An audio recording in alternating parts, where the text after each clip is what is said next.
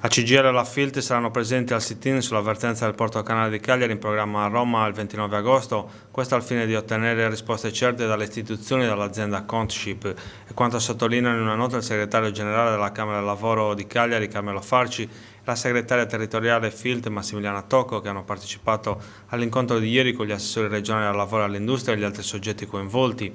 Non accetteremo che l'avvertenza del Porto Canale di Cagliari si risolva in un nulla di fatto, hanno rilevato i sindacalisti. Apprezziamo che si stia costituendo un fronte comune, hanno aggiunto, ma è chiaro che bisogna agire in fretta, visti i tempi della procedura di licenziamento, l'assenza di risposte da parte dell'azienda e anche considerare le incertezze che caratterizzano la fase politica nazionale. Secondo la CGIL, chi oggi ha la responsabilità dei Ministeri dello Sviluppo, del Lavoro e dei Trasporti ha comunque il dovere di intervenire immediatamente ed essere conseguente rispetto agli impegni e all'impostazione data lo scorso 31 luglio. Non devono essere i lavoratori a pagare la crisi di governo. È necessaria una svolta immediata, hanno concluso Carmelo Farci e Massimiliana Tocco, per evitare che l'avvertenza si possa ulteriormente inasprire e occorre consentire la messa in sicurezza dei rapporti di lavoro, rendere quanto prima il porto industriale attrattivo per le nuove compagnie.